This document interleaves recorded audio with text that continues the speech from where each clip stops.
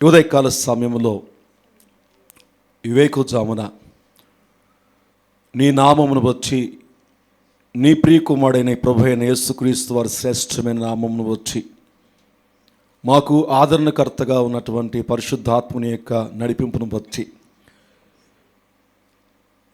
ఏ మాత్రము కూడా నీ ఎదుట నిలబడడానికి అవకాశం లేనటువంటి మా జీవితాల్ని నీ ప్రియకుమారుడైన యేసుక్రీస్తు వారి రక్తంతో కడిగి శుద్ధీకరించి బలపరుచుకుని నీ పేరు పెట్టి నీ వాగ్దానంలోకి మమ్మల్ని తీసుకుని వచ్చి ఇదిగో ఇట్టి విధముగా ప్రభా ఉదయకాలపు ఆరాధనలో ఈ పునరుద్ధాన దినములో ఈ పస్కా పండుగ సమయంలో ప్రభా మా కొరకు ప్రాణాన్ని వెలగా చెల్లించి తిరిగి లేచిన మరణాన్ని జయించిన దినంలో ఈ పరిశుద్ధ దినములో ఈ ప్రత్యేక దినములో మా మనసంతటితో మా శక్తి అంతటితో మా బలమంతటితో నిన్ను ఆరాధించి నిన్ను బలపరిచి నిన్ను ఘనపరిచి ఇదిగో అయా నీ యొక్క లేఖనాలకు వెళ్ళడానికి మీకు మాకు ఇచ్చిన ఈ గొప్ప సమయాన్ని బట్టి మీకు వందనాలు చెల్లించుకుంటున్నాను. నీ ఆత్మ కార్యములు మా జీవితంలో జరుగులాగా సహాయం దయచేయమని పరిశుద్ధాత్ముడా నన్ను మీరు నడిపించండి. వింటున్నటువంటి బిడ్డల్ని మీ ఆత్మతో నింపండి. లైవ్లో ఎవరైతే ఫాలో అవుతున్నారో వారిని నీ ఆత్మతో నింపండి. నీ శక్తిగల నామమును బట్టి ప్రభా నీ ఆత్మ చేత మేము బలపరచబడలాగున మీరు మాతో మాట్లాడి మాకు శక్తిని కలిగించి రాబోతున్న దినాల్లో నీ మహిమతో మేము నింపబడడానికి సహాయం చేయమని యేసుక్రీస్తు నామములో ప్రార్థిస్తున్నాం తండ్రి. గట్టిగా చెప్దాం ఒకసారి. Praise lord. హల్లెలూయా. నా ప్రియ దేవుని సంగమా, మనము నెహెమ్యా గ్రంథాన్ని ధ్యానం చేసుకుంటున్నాం. ఈ నెహెమ్యా గ్రంథము చాలా ప్రాముఖ్యమైనటువంటి గ్రంథంగా మనం చూసుకుంటూ ఉన్నాం. నెహెమ్యా గ్రంథం ద్వారా అనేకమైనటువంటి విషయాల్ని మనము ధ్యానం చేస్తూ ఉన్నాం. అందును బట్టి దేవుని నామానికి మహిమ కలుగును గాక. ఈ వారంలో ఈరోజు మనము చెప్పుకోబోయే వాక్య సందేశము దేవుని ప్రజల ఎడల దేవుని ప్రజల ఎడల దేవుని యొక్క ఏమండి చెప్పండి, తీయండి ఫోన్ నుండి తీసి పోస్టర్ చదవండి ఒకసారి. ఏంటి ఈరోజు సందేశం? త్వరగా చెప్పాలి అందరూ. ఈరోజు సందేశం యొక్క అంశం ఏంటి? ఈరోజు టాపిక్ ఏంటి? నేను ప్రతి శుక్రవారం ప్రతి ఆదివారం సంఘాన్ని అడుగుతాను. ఒకరే ఉన్నారా? మీరంతా ఏమయ్యారు? హల్లెలూయా అంటే గోలగా చెప్తారు. చెప్పండి అందరూ గట్టి చెప్పండి. దేవుని ప్రజల ఎడల దేవుని కోపమునకు, చెప్పండి మళ్ళీ ఒకసారి, దేవుని ప్రజల ఎడల దేవుని కోపమునకు. ఈ అంశాన్ని పట్టుకుని ప్రార్థన చేస్తున్న వాళ్ళతోనే దేవుడు మాట్లాడతాడు. ఒక్కసారి దేవుడు ఎన్ని ఆదివారాలు దేవుని సన్నిధికి వచ్చామన్నది కాదు, ఎంతగా దేవుడు నాతో మాట్లాడుతున్నాడు. గడిచిన వారాల నుంచి చెప్తున్నాను, ప్రిపేర్డ్, మీరు సిద్ధపాటు కలిగి రావాలి. సియోను పర్వతం మీదకి దేవుని సన్నిధి దిగి వచ్చినప్పుడు మోషేతో అంటాడు, ఇదిగో 3 దినాల ముందు నుండి కూడా వాళ్ళని సిద్ధపరచు, వాళ్ళు సిద్ధపాటు కలిగి రావాలి ఆ పరిశుద్ధమైనటువంటి స్థలంలోనికి, అప్పుడు నేను వారితో మాట్లాడతాను. ఆ మాటలన్నీ వారికి తెలియచేద్దు. కానీ ఆ భయము ఈ రోజున క్రైస్తవ సంఘానికి లేదు. రావాలి. పెళ్ళికి వెళ్ళినప్పుడన్నా కనీసం ప్రిపేర్ అయ్యి వెళ్తాం. పెళ్ళిళ్ళకి వెళ్తున్నప్పుడన్నా, షాప్కి వెళ్తున్నప్పుడు, పూర్ణ మార్కెట్కి వెళ్తున్నప్పుడు కూడా బ్యాగ్ ఉందో లేదో చూసుకుంటాం. పక్కన ఏం కొనాలన్న లిస్ట్ చూసుకుంటాం. మ్యారేజ్కి వెళ్ళినప్పుడు ఎలాగెళ్ళాలనేటువంటి ఒక ఆలోచన మనకు ఉంటుంది. దేవుని సన్నిధికి వచ్చినప్పుడు ఎందుకు వస్తున్నామో తెలియట్లేదు, వెళ్ళిపోతున్నాం అంతే. ఆచార సంబంధమైనటువంటి క్రమము ఈ రోజున క్రైస్తవ సంఘాలకు అలవాటు అయిపోయింది. ఈరోజు ఆదివారం చర్చ్కి వెళ్ళిపోవాలి. చర్చ్కి వెళ్ళకపోతే ఏదో అయిపోద్ది. ఏమైపోద్ది నాకు అర్థం అవ్వదు. అదంతా ఆచార సంబంధమైన మనసు అలాగ అలవాటు చేసుకున్నాం అంతే. అలవాటు క్రమము కాదు దేవునికి కావాల్సింది, ఉద్దేశం కావాలి. ఏ ఉద్దేశంతో నువ్వు దేవుని సన్నిధికి వెళుతున్నావు? ఏం జరుగుతుంది? ఎందుకు రమ్మంటున్నాడు దేవుడు తన మందిరానికి, తన సన్నిధికి? ఒక ప్రత్యేకమైనటువంటి ఆలోచన కలిగి ఉండాలి. దేవుడు ఏం మాట్లాడుతాడో మీకు తెలియదు, కానీ కొన్నిసార్లు ముందుగానే రివీల్ చేసే అనుభవాలు బైబిల్ గ్రంథంలో మనకి కనిపిస్తున్నాయి. ఈ రోజున దేవుడు నీతో ఏం మాట్లాడబోతున్నాడో దగ్గరగా ఒకరోజు ముందే మీకు తెలియచేయబడుతుంది.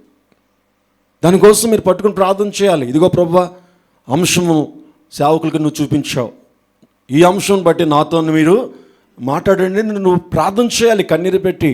అవసరాన్ని కూడా ఆ పాస్టర్ మీద చేయి వేసి ఆ మాటలు చెబుతూ ప్రార్థన చేయాలి. అయ్యా, దేవుని ప్రజల ఎడల దేవుని కోపమునకు కారణం ఎవరు అన్నటువంటి అంశం మీద నువ్వు మాట్లాడుతున్నావు.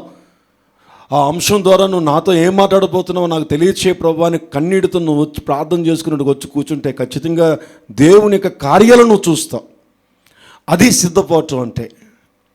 సో సేవకులు మిమ్మల్ని సిద్ధపాటుకి తగినటువంటి ఆలోచనలతో నడిపిస్తున్నప్పుడు మీరు ఏం చేయాలంటే ఏకీభవించాలి. నా సేవకుడితో మాట్లాడే మాటే కదా రేపు ఆదివారం దేవుడు మాట్లాడతాడు నాతో. నా సేవకుడికి ఇచ్చినటువంటి అంశాన్ని బట్టి కదా రేపొద్దున సంఘంలో ప్రభు నాతో మాట్లాడతాడు. కాబట్టి సేవకుడు దీని గురించి ప్రార్థన చేసి వస్తాడు కాబట్టి నేను కూడా ఆ ప్రార్థనలో ఏకీభవిస్తాను. ఈ అంశం మీదే మాట్లాడతారు కాబట్టి. సో పరిశుద్ధాత్మదేవ ఈ వాక్యాన్ని రివీల్ చేసావు కాబట్టి ఈ అంశం ద్వారా నేను నాతో ఏం మాట్లాడబోతున్నావు అని నువ్వు ఖచ్చితంగా ప్రార్థన చేయాలి. ఇంతకుముందు మనము అంశాలు చెప్పేవాళ్ళం కాదు, ఇప్పుడు తెలియజేస్తున్నాం. చెప్తున్నాను కదా, ఉపవాసము ప్రార్థన ఏర్పాటు చేసుకున్న రోజు నుంచి దేవుడు నూతనంగా నడిపిస్తున్నాడు. సో అందుకనే ఎంతకాలం ఉంటానో నేను తెలియదు అంటున్నాను. ఎందుకంటే దేవుడు అద్భుతంగా నూతనమైనటువంటి అంశాల్లో తీసుకెళ్తున్నాడు కాబట్టి నేను ఉంటానే ఉంటా. అలాగే ఎప్పుడైతే దేవుడు ఆగిపోమన్నాడో అప్పుడు ఆగిపోతా. అప్పటి వరకు కూడా ఎంతవరకు వెళ్తాను లేదు. ఆరోగ్యం ఏమైపోయినా, పరిస్థితులు ఏమైపోయినా అది కంటిన్యూ చేస్తూ ఉంటాను. ఎందుకంటే ప్రారంభ రోజు నుంచి దేవుడు కొత్త కొత్త ఆలోచనలు ఇచ్చి నడిపిస్తున్నాడు. ఆమేన్, హల్లెలూయా, హల్లెలూయా. సో కాబట్టి శుక్రవారాల్లో అంశాన్ని నేను పెడుతున్నాను, ఆదివారం కూడా అంశాన్ని నేను పెడుతున్నాను. పోస్టర్ ముందుగానే వస్తుంది మీకు ఏ అంశం గురించి దేవుడు మాట్లాడబోతున్నాడో. సో కాబట్టి సంఘమంతా కూడా ఏం చేయాలంటే దానికోసం నువ్వు ప్రార్థన చేయాలి. ఆ అంశాన్ని పట్టుకుని ప్రార్థన చేయాలి. ఆ టాపిక్ గురించి ప్రార్థన చేయాలి. ఆ థీమ్ గురించి నువ్వు ప్రార్థన చేస్తే పరిశుద్ధాత్మ దేవుడు నీతో మాట్లాడడం ప్రారంభిస్తాడు. ఆమేన్, హల్లెలూయా, హల్లెలూయా. గట్టిగా చెప్తాం ఒకసారి ఒక చెయ్యి సింగిల్ హ్యాండ్ పైకి చూపించి హల్లెలూయా చెప్తామా? ఎందుకు సింగిల్ హ్యాండ్ అన్నాను? ఓ చేతిలో బైబిల్ పుస్తకాలు అన్నీ ఉన్నాయి కాబట్టి. రెండు చేతులు అన్నాం అనుకోండి వంగుతారు తర్వాత, ఎందుకు కింద పడిపోతే అన్ని మళ్ళీ పైకి తీసుకుంటారు. అందుకని ఒకసారి ఒక చెయ్యి పెట్టుకుని హల్లెలూయా చెప్పండి ఒకసారి. ప్రైజ్ లార్డ్, ఆమేన్. రెండు చేతులు పెట్టట్లేదు నేను, ఒక చెయ్యి చేయమంటున్నాను. ఆమేన్. నెహెమ్యా గ్రంథంలో మనం చూస్తున్నప్పుడు గబగబా మనం చూసుకుందాం. 12వ అధ్యాయంలో ఉన్నటువంటి విషయాలు మనము ఆఖరికి వచ్చేసాం. నెహెమ్యా గ్రంథాన్ని దేవుని కృపలో ఈరోజు చాలా విషయాలు ప్రభు మనతో మాట్లాడేలాగా మనం ముందుకు వెళ్దాం. నెహెమ్యా గ్రంథము 12వ అధ్యాయంలో మనం చూసినట్లయితే 12వ అధ్యాయంలో మనము 10వ అధ్యాయము మనం చూసుకున్నాం.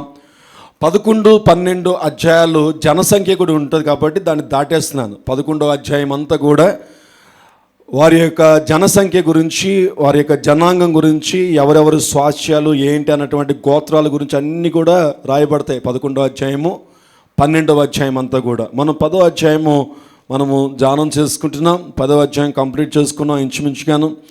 సో 11వ అధ్యాయంలోకి వచ్చేటప్పటికి మనము చాలా విషయాలు మనం నేర్చుకోవాల్సినటువంటి విషయం ఉంది. 10వ అధ్యాయము మనం ఆల్రెడీ ఇంతకుముందు చెప్పుకున్నటువంటి విషయాలే. 10వ అధ్యాయం 35 నుంచి మనం చెప్పుకోవాలి. యాక్చువల్గా 35వ వచనం నుంచి మనం చూస్తే 10వ అధ్యాయం 35వ వచనం నుంచి అక్కడ దశమ భాగాల గురించి, కానుకల గురించి మనం అక్కడ ధ్యానం చేస్తున్నారు. వాళ్ళు సమర్పించుకుంటున్నారట. 35వ వచనం చూడండి. మరియు మా భూమి యొక్క ప్రథమ ఫలములను, సకల వృక్షముల ప్రథమ ఫలములను ప్రతి సంవత్సరము ప్రభు మందిరములకు మేము తీసుకుని వచ్చినట్లుగా నిర్ణయించుకుంటుమి అన్నటువంటి మాటల్ని నేను దాటేస్తున్నాను ఈరోజు. ఎందుకంటే ఆల్రెడీ మనం చెప్పుకున్నాం చాలా విషయాలు వీటన్నిటి గురించి కూడా. కాబట్టి మరలా నేను ఆ అంశాన్ని పెద్దగా మీకు చెప్పే ఉద్దేశం అయితే లేదు. ఎందుకంటే ఆల్రెడీ మీ అందరికీ తెలుసు. కొద్దిమందికి అంత చెప్పినా వ్యర్థమే కాబట్టి దాని గురించి పెద్దగా ఇదేం లేదు. ఎందుకంటే దశమ భాగాల గురించి దేవుడు చాలా, దశమ భాగాలు కాదు అసలు నూతన నిబంధనలో అత్యధికంగా ఇమ్మన్నాడు. కనీసం మినిమం 10% కూడా ఇవ్వడానికి ఈరోజు ఏడుస్తున్నటువంటి సంఘం ఉంది. అంటే విశ్వాసం లేక, అది వారి తప్పు కాదు.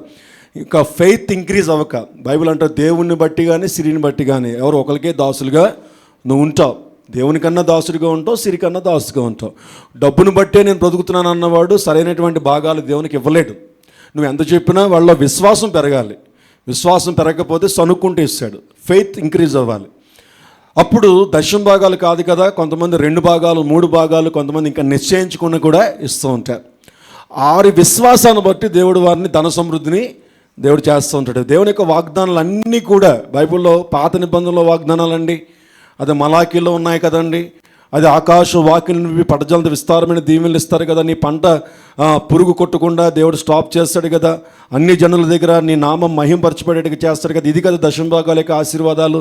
ఇది ఓల్డ్ టెస్ట్మెంట్ కదా. అంటే నూతన నిబంధనలు ఏమన్నాడంటే క్రీస్తులోనట ప్రతి వాగ్దానము కూడా నెరవేర్చబడ్డానికి ప్రభువు ఏర్పాటు చేసి ఉన్నాడు. ఆమేన్. హల్లెలూయా, హల్లెలూయా. ప్రతి వాగ్దానము కూడా ఎక్కడ పెట్టాడటండి? ప్రభు అయినటువంటి యేసు క్రీస్తులో దేవుని యొక్క ఏర్పాటులో ఉన్నటువంటి విషయాన్ని మనము చాలాసార్లు, ఇంతకుముందు మనం చాలాసార్లు దాని గురించి మనము ధ్యానం చేసుకుని ఉన్నాం. ఆమేన్. హల్లెలూయా, హల్లెలూయా. నా ప్రియ దేవుని సంగతి చూద్దాం ఒకసారి. 2 కొరింథీయులు రాసిన పత్రిక 1వ అధ్యాయము మీకు క్లారిఫై చేస్తాను. కొంచెం మనం క్లారిఫై చేసుకుని మనం ముందుకు వెళ్ళిపోదాం. 2 కొరింథీయులు రాసిన పత్రిక 1వ అధ్యాయము 20వ వచనంలో మనకు అది కనిపిస్తుంది. చెప్పాలి ఒకసారి అందరూ కూడా. దేవుని వాగ్దానములు ఎక్కడ నూతన నిబంధనలో వాగ్దానములు ప్రభు అయినటువంటి యేసుక్రీస్తు పునరుద్ధానుడైన తర్వాత ఉన్న వాగ్దానములు అని చెప్పట్లేదు. దేవుడు తండ్రి అయినటువంటి దేవుణ్ణి మెన్షన్ చేస్తూ మాట్లాడుతున్నటువంటి మాట అక్కడ మాట్లాడుతున్నాడు. దేవుని వాగ్దానములు అంటున్నాడు. అంటే దేవుడు ఏ రోజైతే తన ప్రజలకి వాగ్దానం ఇవ్వడం ప్రారంభించాడు, whatever may be old or new testament, రెండింటిని డివైడ్ చేయడానికి వీల్లేదు. కొన్ని సందర్భాల్లో ధర్మశాస్త్రం అని, పాత నిబంధన అని, క్రొత్త నిబంధన అని మనం డివైడ్ చేయడానికి వీల్లేదు. ఎందుకంటే ఆ దేవుడే ఈ దేవుడై ఉన్నాడు. ఆమేన్. హల్లెలూయా. కాకపోతే ఒకటే మార్పు ఏమిటంటే అన్యజనాంగమైనటువంటి మనము యేసు క్రీస్తు ద్వారా ఇప్పుడు దేవుని ప్రజలుగా దేవుడు ఏర్పాటు చేసుకున్నాడు. అదొక్కటే మార్పు, ఇంకేమీ లేదు. సో కాబట్టి 20వ వచనంలో ఏమంటాడంటే దేవుని వాగ్దానములు ఎన్ని అయినా, బైబిల్లో దేవుడు తన ప్రజలకు ఇచ్చిన వాగ్దానాలని అర్థం చేసుకోవాలి. దేవుని ప్రజలకు దేవుడు పాత నిబంధన క్రొత్త నిబంధనతో సంబంధం లేకుండా దేవుని ప్రజలకు దేవుడిచ్చిన ప్రతి ఒక్క వాగ్దానము, కవనెంట్ వాగ్దానము, లేదంటే ప్రమాణములు కానీ లేకపోతే నిబంధనలు కానీ వచ్చినటువంటి వాగ్దానములు అన్నీ కూడా ఎన్ని అయినను అన్నీ క్రీస్తునందు అవునన్నట్లుగానే ఉన్నాయట. అవునన్నట్లుగానే ఉన్నాయి. ఇది నువ్వు నమ్మితే నీకు జరుగుతుంది. నువ్వు తెలివి ఎక్కువైపోయి, నీతి ఎక్కువైపోయి, జ్ఞానం ఎక్కువైపోయి అది ఎప్పుడో మలాకీలో రాశాడు కదా, అదేదో ఎప్పుడో దశమ భాగాలు కదా, దశమ భాగాలు ఇప్పుడు నూతన నిబంధనలు ఉన్నాయా, ఇంకా దశమ భాగాల గురించి మాట్లాడతారు ఏంటి అని యూట్యూబ్లో ఎవడో దేవుని ఎరగనోడు, బైబిల్ ఎరగనోడు, భయభక్తులు లేనోడు ఎవడో పెడితే దాన్ని ఫాలో అయిపోయి నీ యొక్క విశ్వాస జీవితంలో పడిపోయినటువంటి క్రైస్తవ సంఘాలు ఎన్నో ఉన్నాయి బయట. సో కాబట్టి బైబిల్లో ఉన్న వాక్యాన్ని మనం అర్థం చేసుకోవాలి. మలాకీలో ఏమంటాడు? ఎప్పుడైతే నువ్వు దేవునికి ఇవ్వాల్సిన దశమ భాగం ఇవ్వకపోతే నువ్వు ఏమన్నాడు? దొంగ అన్నాడా లేదా? చూడండి మలాకీలో చూడండి, ఒకసారి చూడండి. మలాకీలో నేను ఎక్కువ చెప్పదలుచుకోలేదు, జస్ట్ పైన చెప్పించి నేను ముందుకు వెళ్ళిపోతాను. మలాకీ 3వ అధ్యాయం 7వ వచనంలో ఏమంటాడంటే, మీ పితరుల నాట నుండి మీరు నా కట్టడలను గాయకొనక వాటిని, నేను చదివేస్తాను, మీరు జాగ్రత్తగా చూడండి, బైబిల్ పట్టుకోండి అందరూ కూడా. గాయకొనక వాటిని త్రోసివేసిరి. Malachi 3rd chapter 7th verse నుంచి నేను చదువుతాను. అయితే మీరు నా తట్టు తిరిగిన యెడల నేను మీ తట్టు తిరుగుతున్నానని సైన్యములకు అధిపతి యెహోవా సెలవీయగా. ప్రజలు చాలా తెలివిగలరు కదండి, దేవుని ప్రజలందరూ కూడా తెలివిగలరు. వాళ్ళు ఏమంటున్నారంటే, మేము ఏ విషయంలో తిరుగుతామని మనం అడిగితే అప్పుడు అంటాడట, మానవుడు దేవుని యొద్ద దొంగిలినా అయితే మీరు నా యొద్ద దొంగిలితిరి. వెంటనే మళ్ళీ ఇలా అడుగుతున్నారట, ఎవరు? దేవుని ప్రజలు. ఏ విషయంలో మేము దొంగతనం చేసామయ్యా అని అంటే, అప్పుడు 10వ భాగమును ప్రతిష్టార్పణలను ఇయ్యక దొంగిలితిరి. దశమ భాగాలు ఇవ్వాలి, ప్రతిష్ఠించుకున్న ప్రతిష్టార్పణలు కూడా ఇవ్వాలి. నువ్వు నోటితో నిశ్చయించుకుంటావు కదా, ఎంత ఇవ్వాలి, అంత ఇవ్వాలి, ఎంత ఇవ్వాలి, మందిరానికి ఇంత ఇవ్వాలి, లేదంటే ఈ ఐటెంకి దీనికి ఇంత ఇవ్వాలి, దీనికి ఇంత ఇవ్వాలని నోటి మాటలో నువ్వు నిశ్చయించుకుంటావు, హృదయంలో నిశ్చయించుకుంటావు కదా. అది ఇవ్వకపోయినా అది ఎవరిదే? దేవునిదే. ఇంకది నువ్వు ఒకసారి అనుకుంటుంది ఎవరిది? దేవునిదే.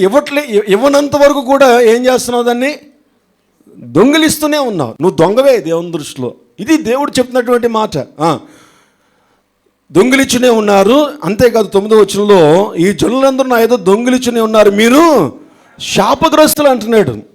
కరస్డ్ పీపుల్గా ఉంటున్నారు. అంటే శాపం అంటే ఏంటి తెలుసా? ఎంత వచ్చినా అది దేనికి ఉపయోగపడదు, నీకు అది అనుభవించడానికి కూడా నీకు అవ్వదు. కనపడుతుంది, ఇంత అని కనపడుతుంది. రెండు రకాలు. ఒకటి, కొన్నిసార్లు చక్కగా ఏదేదో కొనుక్కుంటావు, ఆస్తులు కొనుక్కుంటావు, భూములు కొనుక్కుంటావు, లేకపోతే అదేదో బ్యాంకులో రాసుకుంటావు, లేదంటే ఏ ఫిక్స్డ్ డిపాజిట్లో వేసుకుంటావు, ఏ డాక్యుమెంట్స్ తీసుకుంటావు, కానీ నీకు మాత్రం పనిచేయదు. ఎవరికి పనిచేయదు? ఎవరైతే కష్టపడుతున్నాడో వాళ్ళకి పనిచేయదు. వాళ్ళ ఇంట్లో వాళ్ళు, వాళ్ళ పక్క వాళ్ళు, వాళ్ళ బంధువులు తింటారు దాన్ని.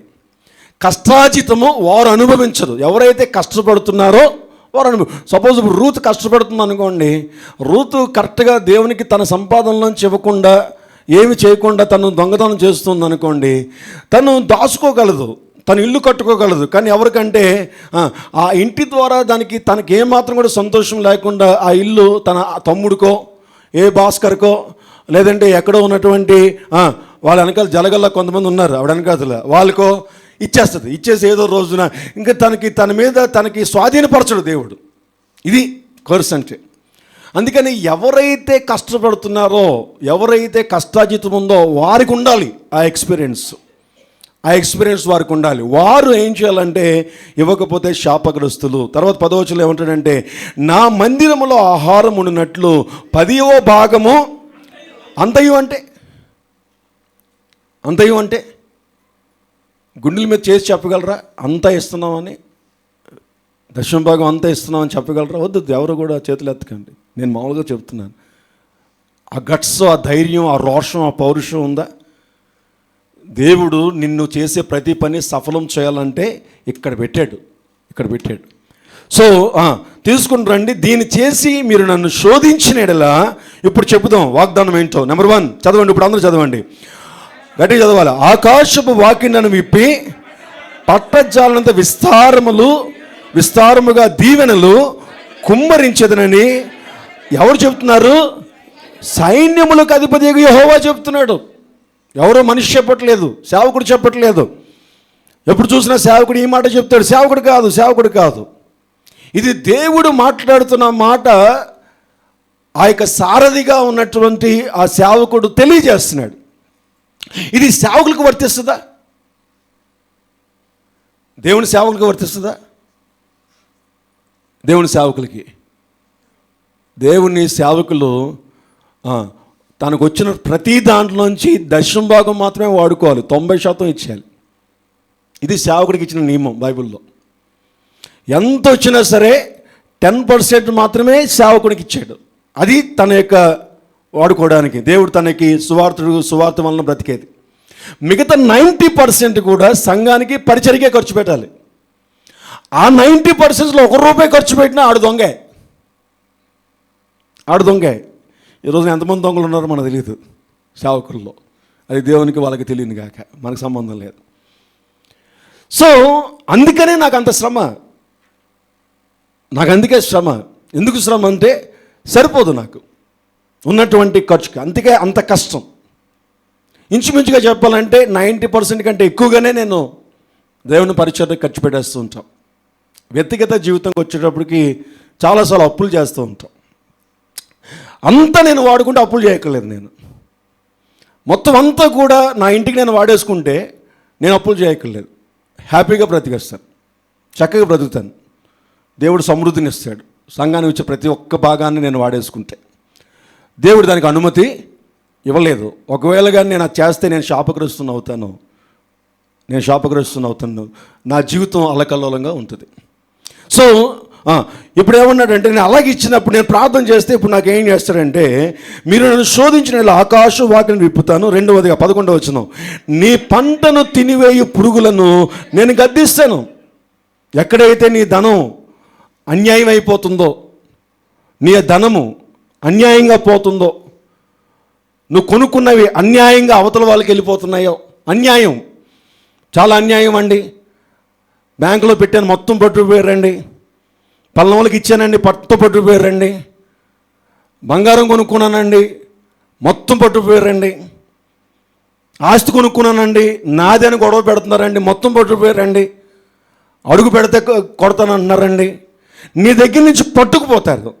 దాన్ని ఏమంటున్నాడంటే, నువ్వు దేవునికి ఇవ్వాల్సిన భాగాన్ని ఇస్తే దాన్ని స్టాప్ చేస్తాడట. నీ పంటను తినే పురుగుని దేవుడు ఏం చేస్తాడట? గద్దిస్తాడట. చెప్పండి ఒకసారి, ఏం చేస్తాడు? దేవుని యొక్క గద్దింపుకు లోబడని ఏమైనా ఉన్నాయా లోకంలో? దేవుడు గద్దిస్తే లోబడకుండా ఉండేవాళ్ళు ఉన్నాయా? ఎందుకు లేరండి? మనుషుడు ఒక్కడే. అది కూడా దేవుని బిడ్డలు మాత్రమే.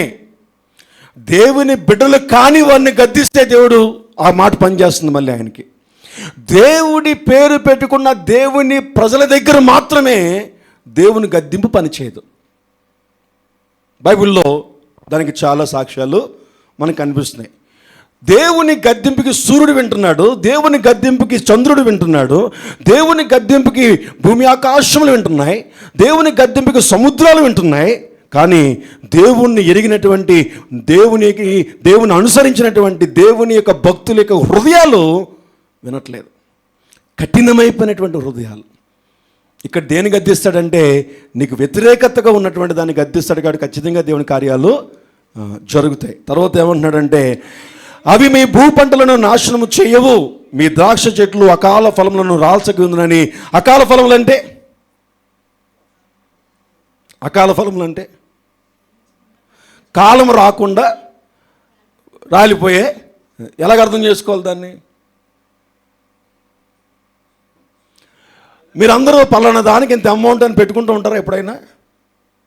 దీనికి ఇంత, రెంట్కి ఇంత, కరెంట్ బిల్కి ఇంత, ఈఎంఐకి ఇంత, ఆ అమ్మాయికి ఎంత, ఈ అమ్మాయికి ఎంత. ఏ అమ్మాయికి? ఈ అమ్మాయికి, ఆ అమ్మాయికి. ఈ అమ్మాయికి ఎంత, ఆ అమ్మాయికి. నాకు ఈఎంఐలు ఎన్నో ఉన్నాయి. మొన్న ఈ మధ్యలో కూడా సంఘాన్ని కూడా కొన్ని ఈఎంఐల మీద వెళ్ళిపోతున్నాం. ఏ అమ్మాయి? ఈఎంఐ మీదే వెళ్తున్నాం.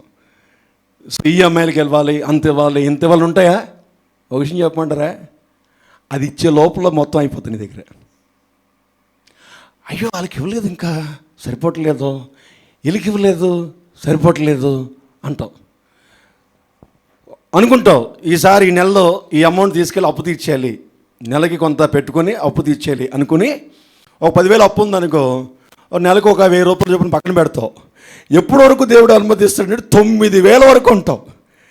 ఇంకొక నెల ఆడికి చెప్పేస్తావు, ఒక్క నెల ఆగరా నీ అప్పు తీర్చేస్తాను అంటావు. ఎందుకు? ఇక్కడ 9,000 కనిపిస్తున్నాయి.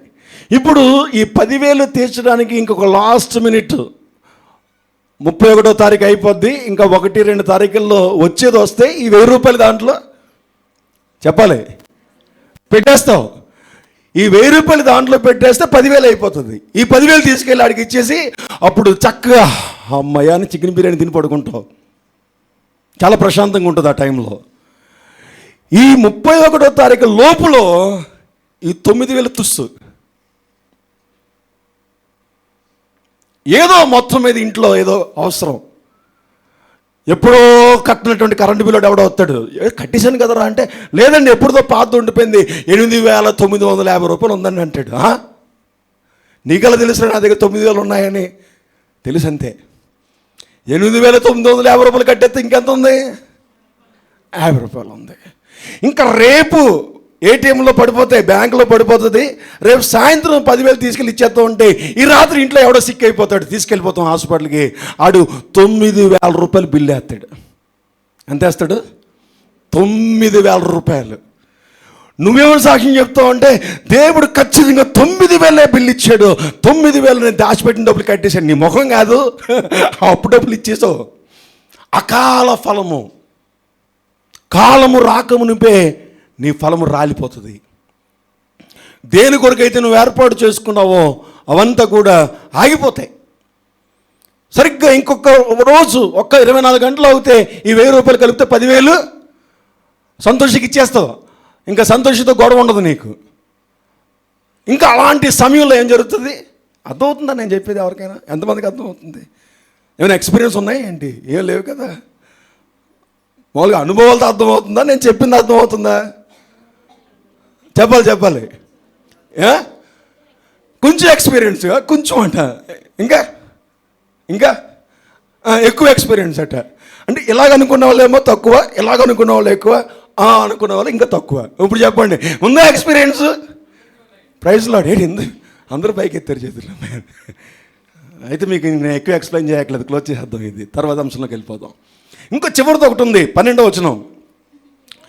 అప్పుడు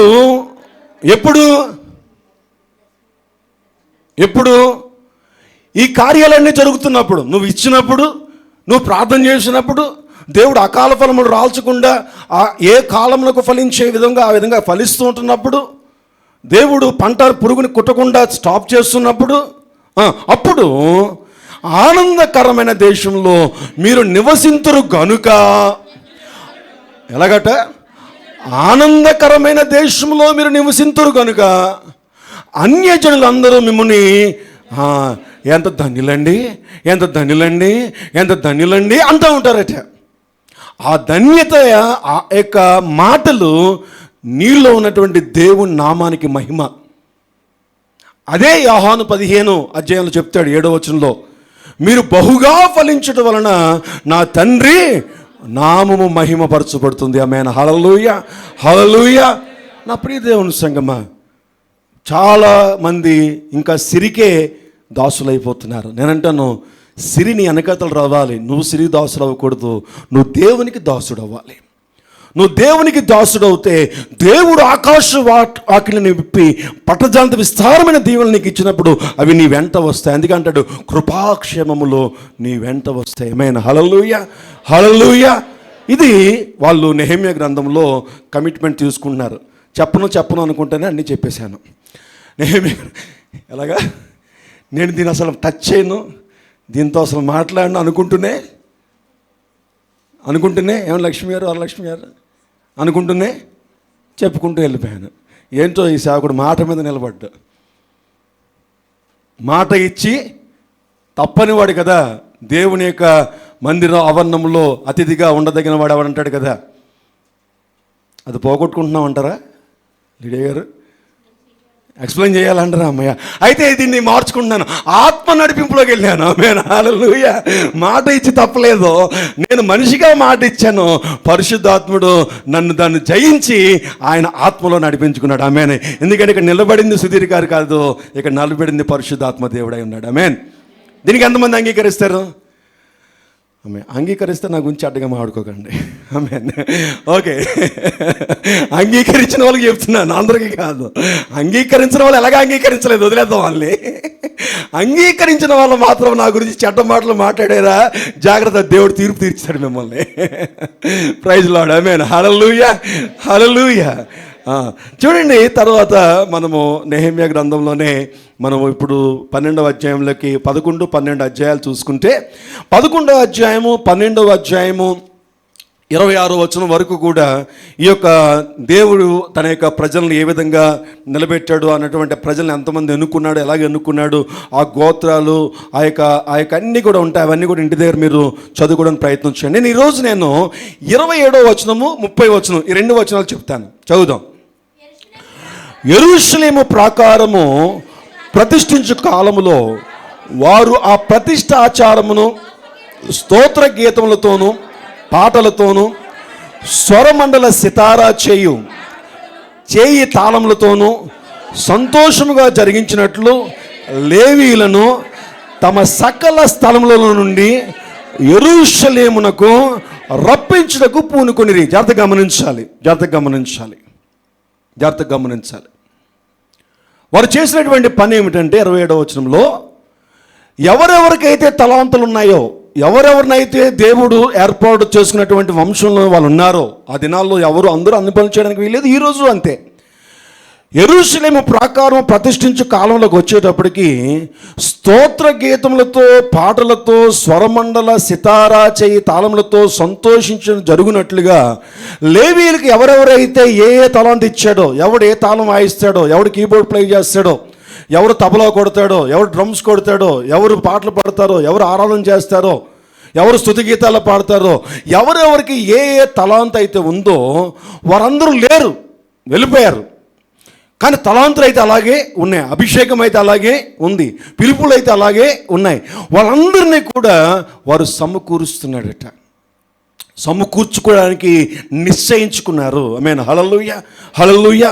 దీన్ని మనం ఎలాగ అర్థం చేసుకోవాలనుకుంటే, నీలో దేవుడు ఏమైతే తలాంతు పెట్టాడో అది ఆగిపోతే తిరిగి దేవుని మందిరంలో దాన్ని కట్టుకోవడానికి ప్రయాసపడాలి నువ్వు. కొంతమంది ఒక మాట అంటారు, నేనండి దేవుడండి ప్రార్థన చేస్తే ఎన్ని కార్యాలు జరిగించేవాడనండి, అలా ప్రార్థన చేసేదాన్నండి, అలా ప్రార్థన చేసేవాడినండి. అంటే వాళ్ళకి ఏం వరం ఉంది? ప్రార్థనా ఫలం వరం ఉంది. ప్రార్థనా ఫలం, వాళ్ళు ప్రార్థిస్తే ఫలం చూస్తారు, ఆ వరం ఉంది వాళ్ళకి. కానీ ఇప్పుడు ఏమంటారంటే వాళ్ళు, ఒకప్పుడండి ఎలా ప్రార్థన చేసేవాడిని అంటే, ఎలా ప్రార్థన చేసేదాన్నంటే, నేను ప్రార్థన చేస్తే చాలండి, మరి ఇప్పుడమ్మా చల్లారిపోయానండి. బైబిల్ అంటుంది జాగ్రత్త, జాగ్రత్త. నీవు మరలా తిరిగి రీకమిట్మెంట్స్. ఇప్పుడు నేను చేస్తుంది అదే ప్రజెంట్ సేవకునిగా. ఒకప్పుడు అన్నటువంటి దేవుని జ్ఞాపకం చేశాడు. అంటే ఎంఐజీలో చోట్స్ ఉన్నప్పుడు నేను పరిగెట్టిన పరుక్కి ఇప్పుడు పరిగెట్టిన పరుక్కి చాలా తేడా కనిపించింది నాలో. మీకు ఎవరికి అలా ఉందో నాకు తెలియదు, కానీ నాకైతే కనిపించింది. నేను ఆత్మ పరిశీలన చేసుకుంటాను ఎప్పటికప్పుడు. ఏదైనా ఒక వ్యతిరేకత జరిగింది, నేను ఎక్కువ డిస్టర్బ్ అవుతున్నానంటే మొత్తం జీవితం అంతా చూసేసుకోవడం నాకు అలవచ్చు. మొత్తం చూసేసుకుంటాను. నా స్పిరిచువల్ లైఫ్, నేను ఎలాగున్నాను, ఏ విధంగా ఉన్నాను, అన్నీ చాలా కాలం వెనక్కి వెళ్ళిపోతాను, చాలా కాలం వెనక్కి వెళ్ళిపోతాను. సో ఏంటి అని కొన్ని పరిస్థితులను బట్టి నేను పరిశీలించుకుంటే 2004 నుంచి 2010 వరకు నేను చేసినటువంటి పరిచర్య వేరు, ఆ తర్వాత నేను చేసినటువంటి పరిచర్య వేరు. కాబట్టి మరలా నేను ఆ దినాల్లో ఉపవాసములతో ఉండేవాళ్ళం. హోల్ నైట్ ప్రేయర్స్ జరుగుతూ ఉండే సంఘాల్లో, రాత్రంతా ప్రార్థనలు జరిగాయి సంఘాల్లో, జరిగాయి. తెల్లవారుజామున 5 గంటల ప్రార్థనలు జరిగాయి సంఘాల్లో. జూమ్ యాప్ల్లో కాదు, వాళ్ళు వచ్చారో పోయారో మనకు తెలియదు. మెలకు వస్తాం నిద్ర మంది వచ్చి ఆన్ చేసుకుని కూర్చుంటాడు, ఇలా కెమెరా సగం ఇలా పెట్టుకుని. అది వేరు, అది వాళ్ళ కర్మ, వదిలేయడమే. మెలకు వస్తే ఆ నిద్రమోహం తెలియకుండా ఉండాలని కొంతమంది కెమెరా ఆన్ ఆఫ్ చేసేసుకొని, లేకపోతే మొత్తం అంత టైం అయిపోయింది, అది లేచిపోయేది, మెలకు నేను పడుకోని నిద్రపోయాను, లేకపోయాను అని చెప్పేసి ఇంక ఇవన్నీ కాదు, ఇంతో ఇంక మెసేజ్ కూడా పెట్టడం కూడా వేస్ట్, ఆయన ఏదో చెప్పేస్తాడు అనుకుని మొత్తానికి పిన్ డ్రాప్ సైలెంట్ లాగా. నాకే ఏదో చూడండి, ఏదో దొంగ అంటారు, ఏ దొంగ అంటే తేలుకుంటుంది దొంగల సైలెంట్గా. మాకు అసలు ఏమీ సంబంధం లేదండి, దానికి నాకు అస్సలు సంబంధం లేదు అన్నట్టుగా. అసలు ప్రైజ్లాడు బాగున్నారా, ఈయన అడుగుతాడా, ఇదేంటి ఈయన అడగలేదేంటి, చిప్పు కొట్టేసినట్టుంది, పోన్లే. ప్రైజ్ లార్డ్, ఆమేన్. నేను దాని గురించి మాట్లాడలేదు. ఒకప్పుడు సంఘంలో జరిగేది, ఒకప్పుడు సంఘంలో తెల్లవారుజామున 5 గంటలకు నేను చీపురు పట్టుకొని తుడుస్తుంటే ఆ వీధుల్లోనే ఎంఐజీలోనే ఉండేవారు కొంతమంది, చాలామంది నాకు ఉండేవారు నమ్మకమైనటువంటి పిల్లలు. వాళ్ళు వచ్చి చీపురు లాగేసుకుని వాళ్ళందరూ తుడిచేసి తెల్లవారుజామున చక్కగా ఆరాధన జరిగేది, ప్రార్థనలు జరిగాయి. మోకరించేసి కూర్చోవడం ఏమి ఉండేది కాదు, మోకరించేసి. లిడీ గారికి తెలుసు, ఆవిడ ఫేస్ ఎక్స్ప్రెషన్స్ మారిపోయినాయి నేను చెప్తుంటే. ఎందుకంటే ఆ దినాల్లో ఉపవాస ప్రార్థనలు అంటే పొద్దున్న 9 గంటల నుంచి సాయంత్రం 5 గంటల వరకు కంటిన్యూ నాన్ స్టాప్ కంటిన్యూస్గా జరిగాయి. 3 రోజులు అంటే 3 రోజులు జరిగిపోయాయి. 3వ రోజు అందరూ బాబు మీ డబ్బులు ఇస్తావా, నువ్వు 100 రూపాయలు ఇస్తావా, నువ్వు వేయలేదే, ఏముండే కాదండి, అసలు ఏముండే కాదు. ఎవరో ఒకరు వచ్చేవారు అంతే. ఈ తల్లిగారు వచ్చేవారు, లేదా టీచర్ మేరీ గారు వచ్చేవారు. ఆవిడ చాలా చేసింది సంఘానికి. ఇప్పుడైతే పాపం పాడైపోయి ఉన్నారు, కానీ కొన్ని పరిస్థితులను బట్టి ఆవిడ చాలా చేశారు. అడగక్కర్లేదు, ఆవిడ పరసలో ఉంటే చాలు, ఏం అడిగితే అది ఇమీడియట్గా పెట్టేసి వెళ్ళిపోయేవారు. లిడియా గారు కానీ వీళ్ళందరూ ఉండేవారు మాకు ఆ దినాల్లో చక్కగా. సో వెంటనే ఆ సాయంత్రం అడుగు పప్పు సాంబారు ఏంటో మొత్తం మీద ఇది అది ఉండాలని ఏమి రూల్ ఏమీ లేదండి. నేను పాస్టర్ గారు అలా కూర్చోపెట్టేశారు. ఇంతమంది కూడా ఉండేవారు కాదు అప్పట్లో సంఘం. నన్ను అలా కూర్చోపెట్టేసి వాళ్ళే, అమ్మ మీరు చేయండి అమ్మా అని చెప్పక్కర్లేదు వాళ్ళని. వాళ్ళంతటి వాళ్ళే గిన్నెలు కడిగేసేవారు, వాళ్ళంతటి వాళ్ళే వండేసేవారు, వాళ్ళంతటి వాళ్ళే పనిచేసేవారు, వాళ్ళంతటి వాళ్ళే తీసేసేవారు. మాకు మెలకు వచ్చి అందరినీ పలకించి ప్రార్థన చేసేసరికి ఇల్లంతా అద్దంలాగా ఉండేది. చర్చ్ అంతా, చర్చ్ ఇల్లు ఒకటే కాబట్టి ఆ రోజుల్లో చాలా అద్భుతంగా జరిగాయి. ఇవన్నీ చూపించాడు దేవుడు. ఇవన్నిటిలో కంపేర్ చేసుకుంటే 98% చల్లారిపోయింది సంఘం అనిపించింది నాకు. 2% బతుకు జీవుడు చూడండి, సగం చచ్చిపోయినాడు నడుస్తారు, చూసారా? ఎప్పుడైనా చూసారా? సగం చచ్చిపోయినాడు అంటే పోనీ అదన్నా తెలుసా? సగం చచ్చిపోయినాడు నడుతున్నట్టుగా నడుతుంది ఈరోజు. ఎప్పుడు పడిపోద్దో తెలియదు. సగం చచ్చిపోయినాడు ఎలా ఉంటాడు, ఎప్పుడు దెబ్బేలు పడిపోతాడో తెలియదు. అలాగున్నాడు ఒకడు. అందుకనే వేదన కలిగింది, బాధ కలిగింది.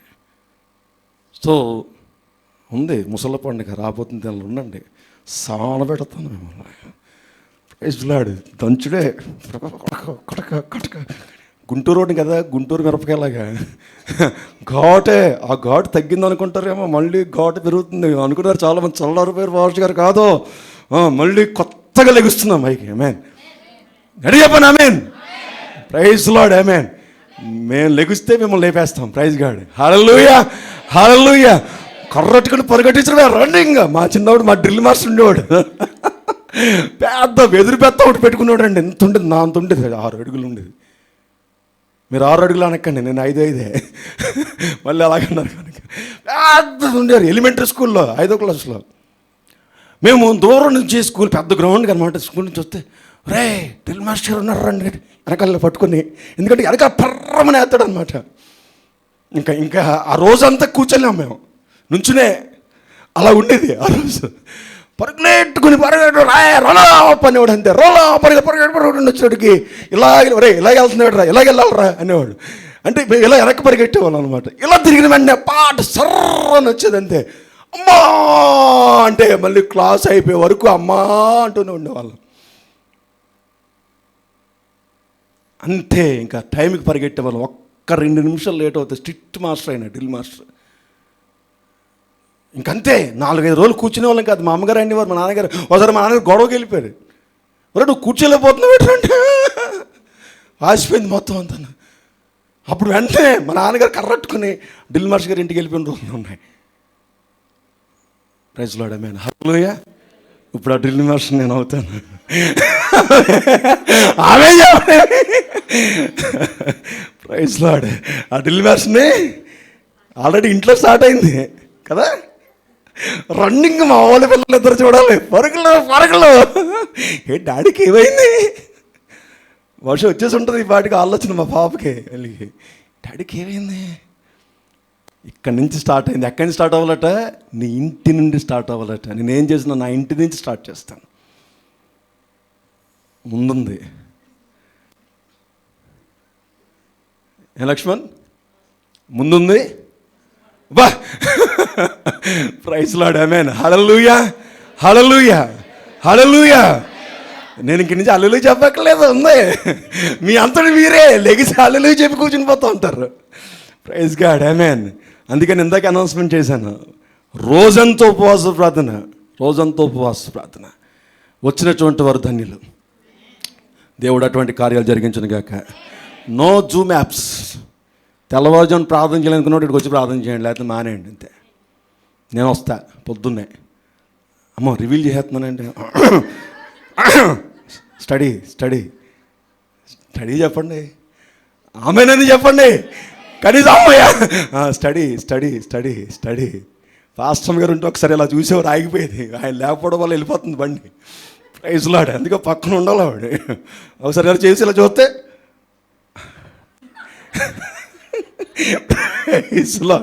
నేను ఒక్కడనే కాదులేండి, పెద్ద నవ్వేస్తున్నారు. కానీ అందరూ చూడటానికి హీరోలే బయట. అసలు ఇంటి దగ్గరికి వచ్చినవాడికి ప్రైజ్ లార్డ్. ఇప్పుడన్నా నవ్వరేమి అంటే పరువు తీసేస్తున్నానా ఏంటి? Praise Lord. చూద్దామా ఒకసారి 27వ వచనంలో ఏమన్నాడు? సితారా చేయు తాళములతోనూ సంతోషముగా జరిగించినట్లు లేవీలను తమ సకల స్థలముల నుండి యెరూషలేమునకు రప్పించుటకు పూనుకొనిరి. రీ అనాయింటింగ్ గురించి చెప్పాను. ఇవన్నీ కూడా రీ అనాయింటింగ్, తిరిగి ఒకప్పుడు కాదు, ఎవడో ఒకడు వచ్చాడు, మొన్న కాదు, ఈ మధ్యలో ఎక్కువసార్లు కలుగుతూ ఉంటాడు. ఒక తేడాగాడు ఉన్నాడులేండి, పేరు అడగండి. ఇప్పుడు అప్పుడే వాళ్ళ పేరెంట్స్ వచ్చారో లేదు, వచ్చారు, ఓకే పర్లేదండి, వాళ్ళే అంటారు. తేడాగాడు వచ్చాడు, ఒకడు ఉన్నాడు మనకి. చూపిస్తాను, ఇక్కడ తీసుకొచ్చి చూపిస్తానులేండి. నాకు భయం ఏంటి, సింహానికి ఎప్పుడు కూడా భయం ఉండదు. Praise lord.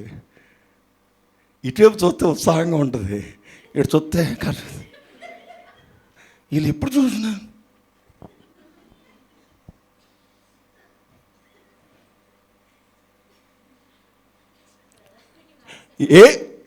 ఉంది, వాళ్ళకే ఉంది, ఎదురు బెత్తమే. పౌలు అంటాడు కదా, కర్ర పట్టుకుని వస్తున్నాను, నేను వచ్చే ముందు సరి చేసుకో. చదివారు ఎప్పుడన్నా? నేను బెత్తం వాడకుండా ఉంటే బెటర్ అంటాడు కదా, అది నేను చెప్తున్నాను. నేనేమి వేరే మాటలు ఏం చెప్పట్లేదు, బయట మాటలు తీసుకొచ్చి ఏం మాట్లాడట్లేదు. ఉంది, మొత్తం ఎక్స్ప్రెషన్స్ అన్నీ మారిపోను గాక. బాయ్, ఎంత సంతోషంగా, ఎంత గట్టిగా చెప్పారు. ఆమేన్. Praise lord. కంటిన్యూ చేద్దాం. ఒకప్పుడు ఒక ఆయన ఉండేవాడు, ఎప్పుడు వచ్చినా సరే, రే నువ్వు చర్చి సరిగ్గా రావట్లేదురా అంటే, ఒకప్పుడు నేను మొదలెట్టేవారు నాయన, పావు గంట ఆపేవాడు కాదు. చర్చిలో నేనే, ఎక్కడ చర్చిరా, ఎక్కడో చర్చిలేండి, నేనే ఆత్మతో ఆరాధన చేసేవాడిని, డప్పు కొట్టేవాడినండి. మరి కొడుతుంటే దయ్యాలు పారిపోయే పాష గారు. ఇప్పుడు రే, ఆ దయ్యాలన్నీ నీ దగ్గరికి వచ్చినాయా? పారిపోయిన దయ్యాలన్నీ నీలోకి వచ్చినాయా? ఇప్పుడు ఒకప్పుడు పారిపోయినాయి, ఇప్పుడు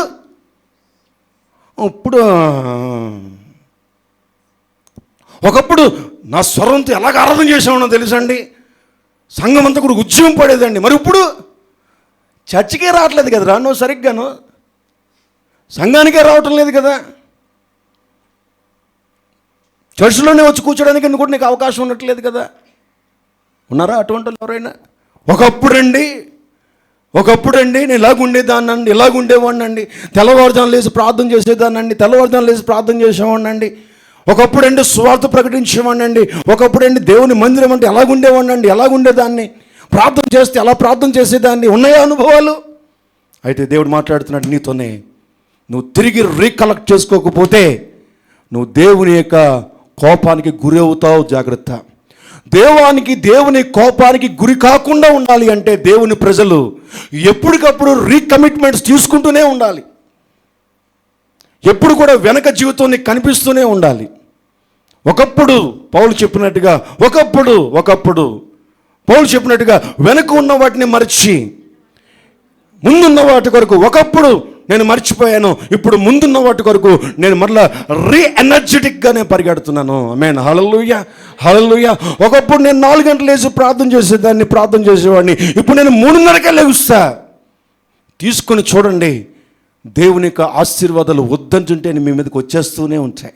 ఆయన నెమ్మది నీ ఇంటి చుట్టూ కూడా పొంగిపోయేటట్టుగా దేవుడు సహాయం చేస్తాడు. రీకమిట్మెంట్స్. మహాభయంకరమైన శ్రమలు అయిపోయిన తర్వాత వాళ్ళందరినీ కూడా వెనక్కి పిలుస్తూ ఉన్నాడు. 30వ వచనం. యాజకులను లేవీయులను తాము పవిత్రపరచుకున్న తర్వాత జనులను గుమ్మములను ప్రాకారమును పవిత్రపరచి, అటు తరువాత నేను యూదుల ప్రధానులను పవిత్రపరుచుకున్నారట. యాజకులను లేవీయులను ఏం చేశారటండి? యాజకులను లేవీయులను వారికి వారు పవిత్రపరుచుకున్నారట. పరిశుద్ధత లేకపోతే దేవుడు ఊరుకోడండి. అపవిత్రతమైనటువంటి స్థితిని దేవుడు క్షమించలేడు.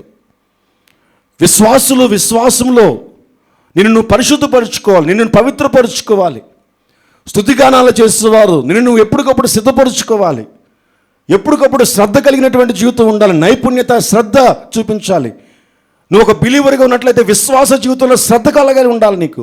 విశ్వాస జీవితంలో నువ్వు ఎప్పుడైతే బద్ధకస్తుడిగా తయారయ్యావో బైబిల్ అంటుంది స్పిరిచువల్ కర్స్, దరిద్రం నీ దగ్గరికి వస్తుంది. దేవుని యొక్క కోపానికి గురవుతావు అంటే, దేవుడు కోపం అంటే దాని అర్థం ఏంటంటే దేవుని సహాయాన్ని నువ్వు కోల్పోతావు అని అర్థం. దేవునికి దూరం అయిపోతాడు. దేవుని యొక్క కార్యాలు నీకు దూరం అయిపోతాయి. దేవుని యొక్క ఉద్దేశాలు నీకు దూరం అయిపోతాయి. దేవుడు ఏమి చేయాలనుకుంటున్నాడో దాన్ని బ్రేక్ చేసేస్తాడు. సౌలుకి చేసేసాడు. అయిపోయిన తర్వాత కూడా తను వెళ్ళి 40 సంవత్సరాలు పరిపాలించాడు. కానీ ముందుగానే చెప్పాడు, నువ్వు రాజరికంగా నీ పిల్లలు ఉండరని చెప్పేశాడు. ఈరోజు నా ప్రియ దేవుని సంగమా, దేవుని కోపానికి అనగా, దేవుని యొక్క ఉగ్రతకు అనగా, దేవుని యొక్క తోడుకి నువ్వు దూరం అయిపోవడం గల కారణం ఏమిటయ్యా అంటే, నువ్వు ఎప్పటికప్పుడు పరీక్షించుకుని శ్రద్ధ కలిగినటువంటి నైపుణ్యత నీకు లేకపోవడం వల్ల. ఇక్కడ ఏం చెప్తున్నాడు అంటే, యాజకులను లేవీలను తాము పవిత్రపరుచుకున్న తర్వాత జనులను గుమ్మములను ప్రాకారమును పరిశుద్ధపరిచిరి. వెళ్ళినటువంటి స్థలము, ఉన్నటువంటి పరిస్థితుల్ని, విశ్వాస జీవితంలో నిన్ను పరిశుద్ధపరచుకోవాలి. పరిశుద్ధుల ఒకటికే నేను పిలిచాను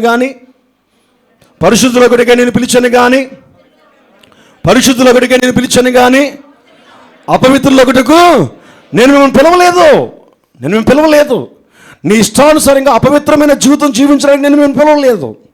క్రైస్తవత్వంలో నేను పిలిచిన కారణం ఏంటంటే, క్రీస్తు అయినటువంటి నాలోకి నేను ఎందుకు పిలుచుకున్నాను అంటే, నా పరిశుద్ధతలోనికి నేను తీసుకెళ్ళడానికి పిలుచుకున్నాను. పరిశుద్ధత ఐక్యత తీసుకొస్తుంది దేవునితో. ఒక బిలీవర్, ఒక విశ్వాసి ఏం చేయాలంటే, ఎప్పటికప్పుడు విశ్వాసి పవిత్రమైన జీవితం కొరకు శ్రద్ధ కలిగి ఉండాలి, నైపుణ్యత కలిగి ఉండాలి. మోషేకి సహాయకుడుగా ఉన్నటువంటి యెహోషువ యథార్థమైన పవిత్రమైన, మోషే పక్కన యెహోషువ ఉన్న టైంలోనే మోషే అన్న అహరోను కూడా ఉన్నాడు. మోషే పక్కన యెహోషువ ఉన్న సమయంలోనే మోషే అన్న అహరోను కూడా ఉన్నాడు. మోషే పక్కన యెహోషువ ఉన్నప్పుడు యెహోషువ గురించి అప్పుడు ఇంకా దేవుడు సరిగ్గా మాట్లాడలేదు, కానీ అహరోను గురించి దేవుడు మాట్లాడాడు మోషేతో. మోషే నీకు తోడుగా నేను అహరోను ఇస్తున్నానని చెప్పాడు, కానీ యెహోషువ గురించి ఎక్కడ మాట్లాడు సరిగ్గా. కానీ ఒక సమయం వచ్చినప్పుడు, ఒక స్థలము దగ్గర వచ్చినప్పుడు, తన పవిత్రతను కాపాడుకోగలిగిన వాడు ఎవరైనా ఉన్నారు అంటే ఒక యెహోషువ మాత్రమే. దేవుని చేత ఏర్పరచబడినటువంటి అహరోను. మోషే లేకపోతే అహరోను నడిపించవలసినటువంటి అహరోను అపవిత్రుడైపోయి, అందరి దగ్గర కూడా బంగారమును తీసుకొని, అందరి దగ్గర కూడా బంగారు యొక్క ఆభరణాలు తీసుకొని ఒక దూడని తయారు చేసి ఆ దూడను మొక్కండి అని చెప్పినటువంటి వాడు అహరోను. మొక్కని వాడు ఎవరైనా ఉన్నాడంటే యెహోషువ తన జీవన కాలంలో, తన పిలుపులో, తన విశ్వాస జీవితంలో, తన నమ్మకత్వంలో యథార్థంగా పనిచేశాడు, నైపుణ్యత కలిగి ఉన్నాడు. తన పవిత్రతను ఎక్కడికెక్కడ కాపాడుకున్నాడు. కాబట్టి అన్ని లక్షల మందిలో మోషేకి కొన్ని వందల మంది సేవకులు ఉన్నారు. ఆ సమయానికి దేవుడు మోషేకి ప్రతి గోత్రంలో నుంచి 10 మంది చొప్పున మోషేకి సహాయకులుగా దేవుడు ఏర్పాటు చేశాడు. ఎవరిని కూడా మోషే తర్వాత నాయకుడిగా దేవుడు ఏర్పాటు చేయలేదు, యెహోషువను మాత్రమే దేవుడు ఏర్పాటు చేసుకున్నాడు. నా ప్రియ దేవుని సంగమా, కొన్ని లక్షల మందిలో నువ్వు ఉన్నప్పటికీ కూడా దేవుడు నీకు అధికారాన్ని ఇవ్వాలని ఆశపడతాడు. నీ బంధువులందరిలో, నీ స్నేహితులందరిలో కూడా కొన్ని లక్షల మంది ఎన్ని నైపుణ్యతలు కలిగినప్పటికీ కూడా దేవుడు నిన్ను ఏర్పాటు చేసుకుని పిలుచుకున్నాడు. నీకు నాయకత్వాన్ని ఇస్తాడు, నీకు దాస్యత్వం నుంచి నేను విడిపిస్తాడు, బానిసత్వం నుంచి నేను విడిపిస్తాడు. ఏదైతే నిన్ను వెంబడించి నీకు వేదన కలిగిస్తుందో దాని నుంచి దేవుడు నీకు విడుదల కలిగించాలంటే విశ్వాస జీవితంలో నిన్ను సమర్పించుకోవాలి దేవునికి. ఎలాగూ అంటే పవిత్రతలో శ్రద్ధ కలిగినటువంటి విశ్వాస జీవితము. చెప్పండి ఒకసారి, శ్రద్ధ కలిగిన విశ్వాసం ఉందా నీకు? శ్రద్ధ విశ్వాస జీవితంలో, దేవునితో నడిచే నడకలో, ప్రార్థన చేయటంలో, వాక్యము చదువుతున్నావా ఇంటి దగ్గర బైబిల్? ఒక విశ్వాసి ప్రతిరోజు బైబిల్ చదువుతాడు, అది విశ్వాసి యొక్క లక్షణం. ఒక విశ్వాసి ప్రతిరోజు కూడా 3 గంటలు తక్కువ లేకుండా ప్రార్థన చేస్తాడు, అది విశ్వాసి యొక్క లక్షణం. అది శ్రద్ధ అంటే. ఎలా చెప్పగలరండి మీరు? ఎలా చెప్పేస్తున్నారు ఏంటండి అని అంటే, నీ ఇంట్లో చదువుకునే వాళ్ళు ఉన్నారా? వాడికి మార్క్స్ రాలేదనుకోండి, చదవట్లేదు అనుకోండి, ఏం లేదంటాం, శ్రద్ధ లేదురా అంటాం. మా పిల్లలకి శ్రద్ధ లేదు. శ్రద్ధ ఉంది లేదని ఎలా ఫైండ్ చేస్తున్నావు? వాళ్ళు స్టడీ అవర్ పెట్టుకుంటారు, వాళ్ళు చదువుతారు. వాళ్ళు ఏ ఉద్దేశంతో అయితే చదువుతున్నారో, ఏ డిగ్రీ అయితే చదువుతున్నారో దాని మీద కాన్సన్ట్రేషన్ చేస్తారు. ఆ ఎగ్జామ్స్లో మార్క్స్ తెచ్చుకోవడానికి ప్రయాసపడతారు, నైపుణ్యత కలిగి ఉంటారు, శ్రద్ధ కలిగి ఉంటారు. రాత్రి పగలు చదువుతారు. రేపు ఎగ్జామ్ ఉంటే రాత్రంతా చదువుతారు. రేపు ఆదివారం చర్చ్ ఉందంటే రాత్రి అంతా ప్రార్థనలో ఉంటున్నావా? రేపు ఆదివారం చర్చ్ ఉందంటే 4 గంటలకు లెగిసి తయారైపోతున్నావా? అదే ఎగ్జామ్ ఉందంటే అది శ్రద్ధ అంటే, అది శ్రద్ధ అంటే. ఉద్యోగంలో ఏడలా శ్రద్ధ ఉంది, నీకు శ్రద్ధ ఉంది. 9 గంటలకి అక్కడ నువ్వు రావాలంటే ఎంత శ్రద్ధ, ఎంత నైపుణ్యత, ఎంత భయము, ఎంత భక్తి నీ ఉద్యోగం అంటే. 10 నిమిషాల ముందే వెళ్ళడానికి, ఒకవేళ కానీ 2 నిమిషాలు కానీ లేట్ అయింది అంటే అంతవరకు 3rd గేర్లో వెళ్తున్నాడు, నీవు 4th గేర్లో వెళ్ళిపోతావు. అంతవరకు కూడా ఇలాగున్న చెయ్యి, ఇలాగున్న చెయ్యి చెప్పాలి, పెట్టండి ఇలాగ ఒకసారి. ఇలా కాదండి, ఇలాగున్న చెయ్యి ఏమవుతుంది? మీరు కూడా ఉన్నారు కదా డ్రైవర్స్, ప్రైజ్ గాడ్. ఏమో దేవి గారు, మాకు నచ్చిన మంచి మాకు ఎప్పటికప్పుడు దేవుడిని మహిమపరిచే డ్రైవింగ్ సీట్లో ఎవరన్నా ఉంటే ఎవరిని కూర్చోంటే దేవి గారి గురించి నేను మహిమపరుస్తూ ఉంటాను. ఎక్కడ బండి మీద అలా ఆయన ఎక్కించుకుని తీసుకెళ్ళిపోతూ ఉంటారు ఆవిడ. ప్రైజ్ లార్డ్, ఆమేన్, హల్లెలూయా. భర్తని బండి మీద ఎక్కించుకుని డ్రైవ్ చేసే రోషం కలిగిన స్త్రీ ఎవరు ఉన్నారంటే దేవి గారు మాత్రమే. గట్టిగా చెప్పండి ఒకసారి, ప్రైజ్ లార్డ్. ఏమండి కాదా? భార్యలను మోసే భర్తలు ఉన్నారు కానీ ఎవరు ధన్యులు ఇప్పుడు? వెంకటేశ్వర గారు ధన్యులు. అమ్మయ్య వచ్చిందండి సౌండ్ ఒకటి. దేవుడు మిమ్మల్ని అందరినీ దీవించను గాక.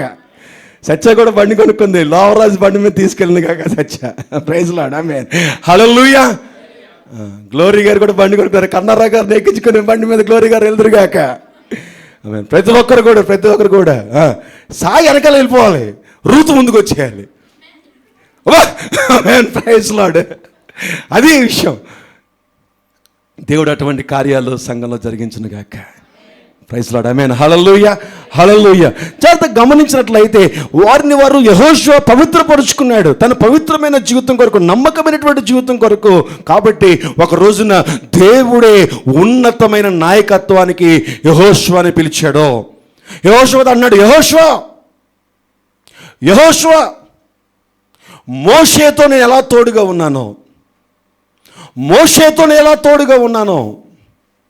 మోషే దేవునిగా మోషేకి ఏ విధంగా సహాయం చేశానో, రా నేను కూడా నీతో ఉంటాను. దేవుడే తనంతట తానుగా, యెహోషువ ఎక్కడ ప్రార్థన చేసినట్టుగా నాకు కనిపించలేదు. దేవుడే మోషేతో అంటాడు యెహోషువకు చెప్పు అని, దేవుడే యెహోషువతో మాట్లాడతాడు యెహోషువ రమ్మని. యెహోషువ ఎప్పుడు కూడా ఒకటే పని, ఏంటంటే శ్రద్ధ, నైపుణ్యత, పవిత్రత, శ్రద్ధ. ఏ పని తన దాసుడిచ్చాడో ఆ పనే చేస్తాడు. మోషే పైకి నేను చేతులు పైకెత్తుతాను, యెహోషువ నేను ముసలివాడిని అయిపోయాను, ఇంకా నేను యుద్ధం చేయలేను, కాబట్టి ఇదిగో నువ్వు వెళ్ళి యుద్ధం చేయి, నేను ప్రార్థన చేస్తాను అంటే యెహోషువ కత్తట్టుకుని వెళ్ళిపోయాడు అంతే. అదేంటి ప్రభువా, అదేంటి మోషే గారు, ఎప్పుడు చూసినా యెహోషువ పెళ్ళిత యెహోషువ అని ఆ పేరు ఎందుకు పెట్టాడో దేవుడు నాకు తెలియదు. ఇంకెవరు లేరేంటి మోషే, ఇంకెవరు లేరా? 12 గోత్రాలు నడిపిస్తున్నావు, 12 గోత్రాల్లో పెద్దలు ఉన్నారు కదా, 12 మంది పెద్దలను ఏర్పాటు చేసుకున్నాడు కదా దేవుడు. ఎంతమంది అయిపోయారు? దగ్గర 120 మంది పైన అయిపోయారు కదా. ఒకరికన్నా చెప్పవేంటయ్యా యుద్ధం నేను చేయాలా? ఏ రోజు అడగలేదు. ఇంతకాలం నుంచి నేను వెనకాతలు ఉంటున్నాను కదా, నీ తర్వాత నాయకత్వం నాకు ఇచ్చేస్తావా?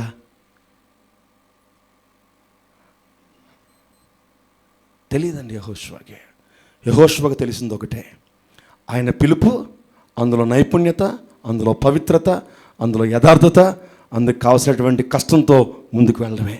దేవుడు అది చూస్తాడు. ఆమేన్, హల్లెలూయా, హల్లెలూయా. వారు పవిత్రపరుచుకున్నారట, వారు పరిశుద్ధపరుచుకున్నారట. మళ్ళీ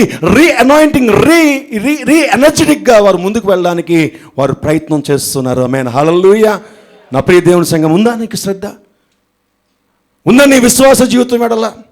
గాయకులు గానములు చేయవారు, వాయిద్యములు వాయించేవారు, వాక్యమును ప్రకటించేవారు, సువార్తను ప్రకటించేవారు, దేవుని పరిచర్య కొరకు ప్రయాసపడేవారు. ఫైనల్గా యెహోషువ యొక్క ఆలోచన ఎలాగుండేదో తెలుసా? యెహోషువ ఒక విశ్వాసం ఎలాగుండేది తెలుసా? చదువుదాం ఒకసారి. కొలస్సీలు రాసిన పత్రికలో సంఘ పత్రికలో 3వ అధ్యాయంలో, కొలస్సీలు రాసిన పత్రిక 3వ అధ్యాయంలో 23, 24 వచనాల్లో మనం చూస్తే,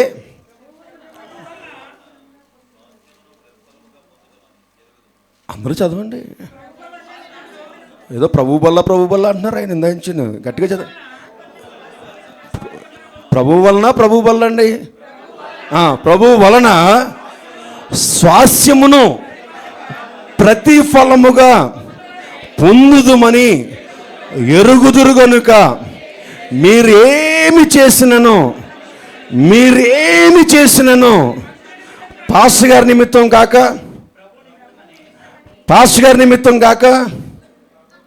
చెప్పరే, సేవకుల నిమిత్తం కాక. ఎలాగపోతే పాస్టర్ గారు ఏమంటారు? పరిచయం చేయడానికి గ్రూప్స్ పెట్టామనుకోండి, వీళ్ళు రానన్నారు అనుకోండి, పాస్టర్ గారు ఏమని అంటారా? పాస్టర్ గారు ఆయనకి ప్రతిఫలం ఇచ్చేది ఉన్నది లాగేస్తాడు ఆయన. ఏమీ ఇవ్వడు. అందరూ ఈ పాకరు అసలు ఏమి ఇవ్వడు. సమస్య లేదు. బర్త్డే వస్తే రూపాయి డబ్బులు ఇవ్వడు ఎవరికైనా. కదమ్మా, నీకు ఎప్పుడైనా ఇచ్చాను చాక్లెట్? ఇవ్వలేదు కదా, పెద్దని అయిపోయావు అప్పుడే. Praise lord. ఆమేన్. హల్లెలూయా. ఎవరు ఇవ్వాలి? ఎవరు? స్వాస్యమును ప్రతిఫలము. చదవండి ఇప్పుడు ఒకసారి. మీరేమి చేసినను కాదు ప్రభు వలన స్వాస్యమును ప్రతిఫలముగా పొందుదుమని ఎరుగుదురు గనుక మీరేమి చేసినను అది మనుష్యుల నిమిత్తము కాక ప్రభువు నిమిత్తమని. చెప్పాలి గట్టిగా ఒకసారి. ఎలాగట? గనుక్కుంటూ ఎంత చేసినా పాస్టర్ గారు గమనించట్లేదు అనుకుంటూ, ఎంత చేసినా పాస్టర్ గారు మనల్ని గుర్తించట్లేదంటూ, ఎంత చేసినా పాస్టర్ గారు నన్నే తిడుతున్నారంటూ, ఎంత చేసినా పాస్టర్ గారు నన్ను అసలు మాత్రం కూడా గుర్తించట్లేదు, అలా తీసి అలా పడేస్తున్నాడు నన్ను అనుకుంటూ. కదా? అలా కదండి? అలా లేదా అక్కడ? మరి అలాగే వెళ్తున్నాం చాలాసార్లు మనం. అలా వెళ్ళట్లేదా? ఎలాగెళ్తున్నాడు యెహోషువ? అది మనుష్యుల నిమిత్తము కాక ప్రభువు నిమిత్తమని. ఎలాగట? మనస్ఫూర్తిగా చేయుడి, మీరు ప్రభువైన క్రీస్తులకు దాసులై ఉన్నారు. ఆమేన్. హల్లెలూయా. అది యెహోషాపాతు యొక్క గొప్పతనం. మోషేను బట్టి ఎప్పుడు చేయలేదు తను, ఇశ్రాయేలు ప్రజలను బట్టి ఎప్పుడు చేయలేదు తను. ఎవరి వైపు చూడడం అన్నది యెహోషువ జీవితం నాకు ఎక్కడ కనిపించలేదు బైబిల్లో.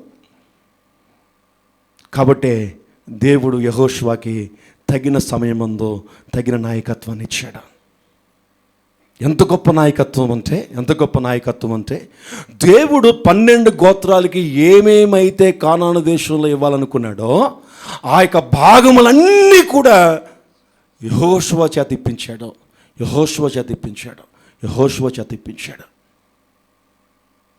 భయంకరమైనటువంటి శాపగ్రస్తమైనటువంటి పట్టణాలని యెహోషువ నాయకత్వంలో స్వాధీనపరిచాడు. నీ నాయకత్వం ఎలాగుంటుందో తెలుసా? ప్రతి శాపాన్ని ఒక్క ప్రార్థనతో పడగొడేస్తావు అంతే. ఒక్క స్తుతితో ఒక రాత్రి కూర్చొని యేసయ్యా అని ప్రార్థన చేయడం. నీ నామం అన్ని నామం పైన స్తుతి పెట్టావంటే పొద్దున్న లేచేటప్పటికి నీ ఇంటి చుట్టూ నీ చుట్టూ ఉన్నటువంటి ప్రతి శాప గోడలు పగిలిపోయి ఉంటాయి. నువ్వు స్వాధీనపరిచేసుకుంటావు వెంటనే. అది నాయకత్వం వచ్చే. ఎందుకు నీకు ఆ నాయకత్వం రావటం లేదు? శ్రద్ధ లేని జీవితం. దేవుడే తలాంత్ ఇచ్చాడో ఆ తలాంత్ ఎడల శ్రద్ధ లేని జీవితం.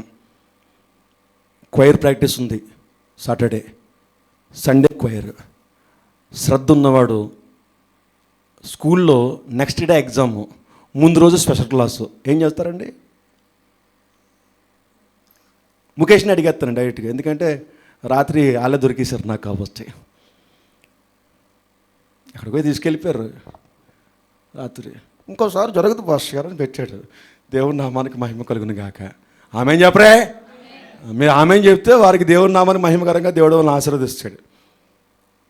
రేపు ఎగ్జామ్ అండి.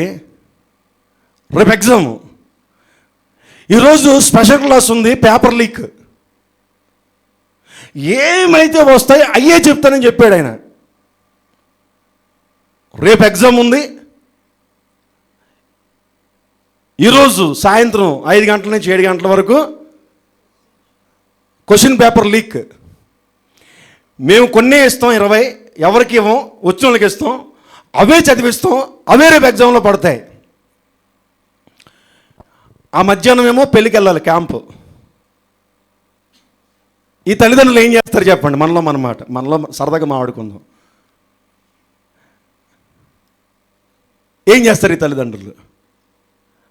పర్లేదులేరా, పెళ్ళి ఇంపార్టెంట్, దుకాణం సర్దే అని తీసుకెళ్ళిపోతారా? ఏ ఏ ఏ ఆదివారం పాటలు పాడాలి, శనివారం పేపర్ లీక్, సాయంత్రం ఏ పాట పాడాలి, ఎలా పాడాలి, ఏ రాగంలో పాడాలి, ఏ విధంగా పాడాలి, పేపర్ లీకేజ్. ఇక్కడ ప్రాక్టీస్. ఎగ్జామే అక్కర్లేదు, ఆదివారం చర్చే అక్కర్లేదు. పెళ్ళిళ్ళు మాత్రం చాలా ఇంపార్టెంట్. పెళ్ళిళ్ళ సీజన్ వచ్చింది కాబట్టి చెప్పేశాను. తర్వాత మీ కర్మ పండి అవతలకి. ఎవడి కర్మ ఫలము వాడే అనుభవిస్తారు. ఆమె చెప్పకండి, ఎవడం చెప్పర్లే, మీకు చెప్పలేటి. పెళ్ళిళ్ళ సీజన్ వచ్చింది, జాగ్రత్త. కరెక్ట్గా అన్నిసార్లు పరిశోధించడు దేవుడు. నిన్ను అభివృద్ధి పరిచే ముందు పరిశోధిస్తాడు. అప్పుడు ఏం చేస్తాడంటే ఆదివారం చర్చి, ఆదివారం పెళ్ళి. ఎలాగా? అది మళ్ళీ ఎలాంటి వాళ్ళు పెళ్ళో తెలుసా? నీ ఇంట్లో శుభకార్యానికి వాళ్ళు రాత్రి పగలు వచ్చి కష్టపడిపోయారు వాళ్ళు. సరిగ్గా అలాంటి వాళ్ళ ఇంట్లో పెళ్లి పెడతాడు. ఎప్పుడు? శుక్రవారం నుంచి ఆదివారం వరకు. ఈ రోజుల్లో 3 రోజులు 4 రోజులు పెళ్ళి కదండి. ఒకరోజు పెళ్ళి ఎక్కడ ఉంది? 5 రోజులు పెళ్ళిళ్ళు అవుతున్నాయి. ఇప్పుడు నువ్వు బుధవారం దుకాణం సర్దేస్తావు, మళ్ళీ సోమవారం వస్తావు, శుక్రవారం నో ఇన్ఫర్మేషన్, సైలెంట్ మోడ్, శనివారం no information, silent mode, Sunday flight mode, not reachable కాదు, ఎక్కడుందో కూడా తెలియదు ఫోన్ చేస్తే, ఆ టైప్ ఉంటుంది. సోమవారం పొద్దునే switch off, on, switch on. అప్పుడు రీచబుల్. పోనీ వచ్చిన తర్వాత ఇంటికి వచ్చి ఫ్రైడే ఏంటి, సండే ఏంటి అన్నటువంటి ఒక ఆసక్తి. శుభ్రంగా పడుకోవడం. ఎందుకు? ఒళ్ళంతా అనవసరంగా తిరిగేసాం, మనం అక్కడికి వెళ్ళాం, ఇక్కడికి వెళ్ళాం అని చెప్పి. ఈ మధ్యకాలంలో సంఘాలు ఎలా తయారయ్యారంటే ఉద్యోగాలు మానరట, పరిచర్య మానేస్తారట. పాస్టర్ గారు, మేము కొన్ని రోజులు మేము పరిచర్యకు రావండి, యూత్ మీటింగ్ రావండి, ప్రేయర్కి రావండి, ఆదివారం రావండి. ఏమ్మా అస్సలు బాగాలేదు అయ్యో, ఆడకు తెలియదు. సరే ఏమైంది?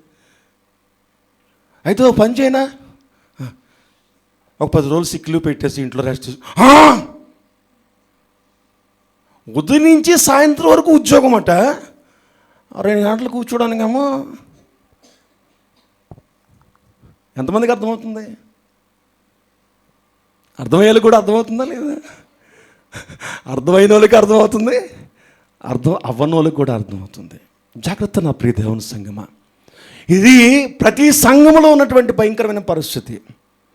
దేవుని సమయము, దేవుని సన్నిధి, దేవుని పిలుపు దగ్గరకు వచ్చేటప్పటికి గాయకులు, గానములు చేయవారు వాళ్ళు ప్రతిష్ఠించుకుంటున్నారట. వాళ్ళు మళ్ళీ ఉద్యోగపడుతున్నారట. వాళ్ళు ప్రతిష్ఠించుకుని మందిరాన్ని ప్రతిష్ఠిస్తున్నారట, గుంపులను ప్రతిష్ఠిస్తున్నారట. వాళ్ళని అనాయింటింగ్ చేసుకుంటున్నారట, మళ్ళీ తిరిగి రీఫిల్ చేసుకుంటున్నారట. వాక్యం ప్రకటించేవారు, దేవుని పరిచర్య కొరకు ప్రయాసపడేవారు, మనుషుల నిమిత్తము కాకుండా దేవుని నిమిత్తము వారు ముందుకు వెళుతున్నారు. ఆమేన్. హల్లెలూయా, హల్లెలూయా. సామెతలు 21:5 చూసినట్లయితే, సామెతలు 21:5 చూస్తే, నేను లాస్ట్ చెప్పి నేను ముగించేసి ప్రార్థన చేసుకుని మనం వెళ్ళిపోదాం, మన ఇళ్ళకి పారిపోదాం. 21వ అధ్యాయము 5వ వచనం చదవండి ఒకసారి. శ్రద్ధ కలవారి యోచనలు లాభకరములు, లేకపోతే నష్టాలే. దేనిలో శ్రద్ధ అంటే నీ విశ్వాస జీవితంలో శ్రద్ధ. దేనిలో శ్రద్ధ అంటే నీ పవిత్రమైన జీవితంలో శ్రద్ధ. దేనిలో శ్రద్ధ అంటే నీ పిలుపులో శ్రద్ధ. పాటలు పాడడానికి దేవుడు నిన్ను ఏర్పాటు చేశాడా? శ్రద్ధ పెట్టు, మనసు పెట్టు. వాక్యము చెప్పడానికి దేవుడు ఏర్పాటు చేసినాడా? శ్రద్ధ పెట్టు, మనసు పెట్టు. వాయిద్యములు వాయించడానికి దేవుడు ఏర్పాటు చేసినాడా? మనసు పెట్టు, శ్రద్ధ పెట్టు. దేవుడు ఏ పిలుపులో అయితే నేను పిలిచాడో సువార్త ప్రకటించడానికి, వాక్యము ప్రకటించడానికి, అనేక మందిని దేవుని మందిరానికి తీసుకురావడానికి, ఆతిథ్యము చేయడానికి, అతిథి సత్కార్యము చేయడానికి, ఏ విషయంలో అయితే దేవుడిని ఏర్పాటు చేశాడో ఆ పిలుపులో నువ్వు శ్రద్ధ కలిగి ఉంటే దేవుడు నీకు లాభకరంగా దేవుడు దీవించడం మొదలు పెడతాడు. ఏమంటున్నాడు అక్కడ?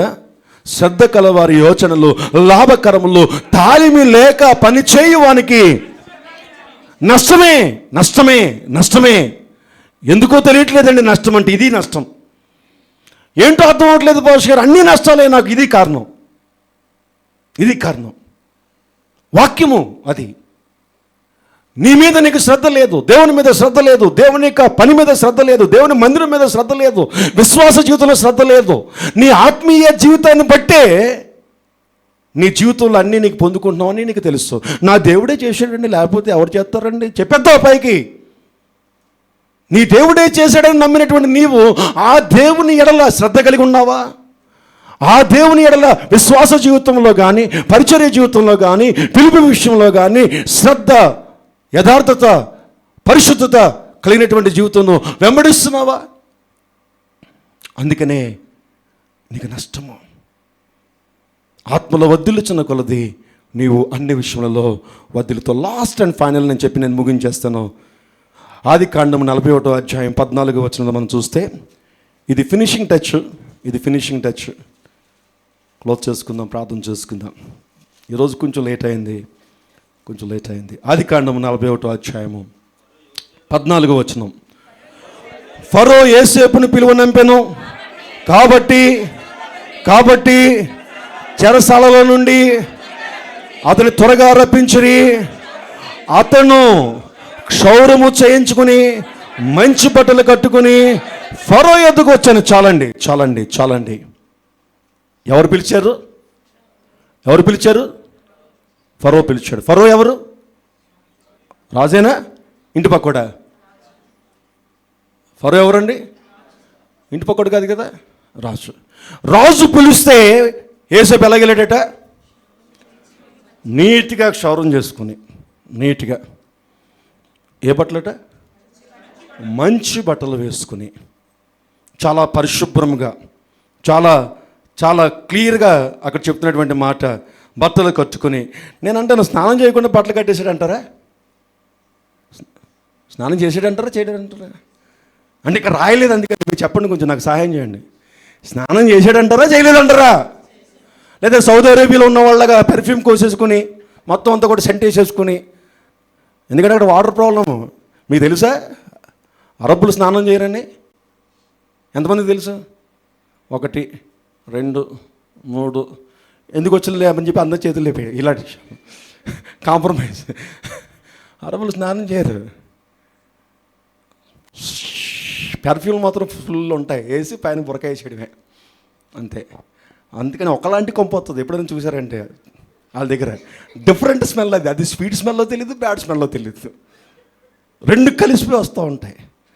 ఒక విషయం చెప్పమంటారా, మన సంఘంలో కూడా అలాంటి స్మెల్ వస్తూ ఉంటుంది ఎయిర్ కండిషన్లో. లోపల రాగానే గుమ్మని ఈడేమో పెర్ఫ్యూమ్ కొడతాడు, రాగానే పాస్టర్ గారు అంటారు పెర్ఫ్యూమ్ కొట్టంటే వెంటనే సతీష్ నవీన్ వచ్చి అంటాడు. కొంతసేపటికి ఏదో ఒకలాగా స్మెల్ వస్తుంది ఏంటి అంటారు. పాస్టర్ కాముగుండు అంటాను. ఎవడో స్నానం చేసి వచ్చి ఉన్నాడు ఊరుకో నేనంటాను. ఇప్పుడు ప్రశ్న ఏంటంటే రాజు యుద్ధకే అంత శుభ్రంగా వెళ్ళినవాడు, రాజుని కలుసుకోవడానికి వచ్చినటువంటి నీవు టైం అయిపోయింది. కొంతమంది బ్రష్ కూడా చేయరటండి. కర్మ. అడగండి, ఎవరినో చూపించండి, నేను గొడవలు అయిపోతాయి తర్వాత. ఎందుకు అడగద్దని అస్తమానికి అంటానంటే కక్కెత్తాను నేను. తర్వాత వాళ్ళే మీరు కొట్టుకుని చెప్తారు, మళ్ళీ నా మీద పడతారు వచ్చి. నన్ను అడగండి. మార్నింగ్ సర్వీస్లో ఉన్న వాళ్ళు చాలామంది మొహాలు కడుక్కోకుండా వచ్చేస్తున్నారు.